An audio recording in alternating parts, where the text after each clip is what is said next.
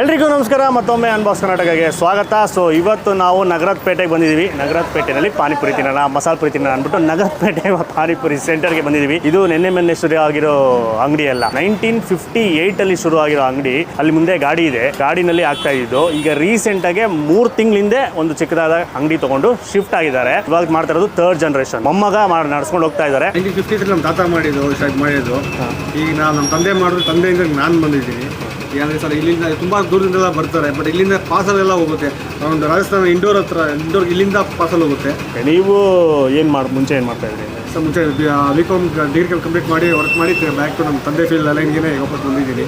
So okay, ಇದು ಹಿಂಗೆ continue ಮಾಡೋಣ. ಹಾಂ ಸರ್. ಸರಿ ಸರ್, ಥ್ಯಾಂಕ್ ಯು. ನಾವು ಕೂಡ ಟೇಸ್ಟ್ ಮಾಡ್ತೀವಿ. ಸೊ ನಮಗೆ ಒಂದು ಸೂಪರ್ ಆಗಿರೋ ಮಸಾಲೆ ಪುರಿ ಹಾಕ್ತೀವಿ. ಸೊ ಈ ವಿಡಿಯೋನ ಜಾಸ್ತಿ ಲೈಕ್ ಮಾಡ್ಬಿಟ್ಟು ತುಂಬ ಶೇರ್ ಮಾಡಿ. ಒನ್ ಆಫ್ ದ ಓಲ್ಡೆಸ್ಟ್ ಮಸಾಲೆ ಪುರಿ ರೆಸಿಪಿನ ಯಾರೇ ಟೇಸ್ಟ್ ಮಾಡಬೇಕು ಅಂದ್ಕೊಂಡಿದ್ರೆ ಅವ್ರಿಗೆಲ್ಲರಿಗೂ ಯೂಸ್ ಆಗುತ್ತೆ. ಶೇರ್ ಮಾಡಿ ಆದಷ್ಟು.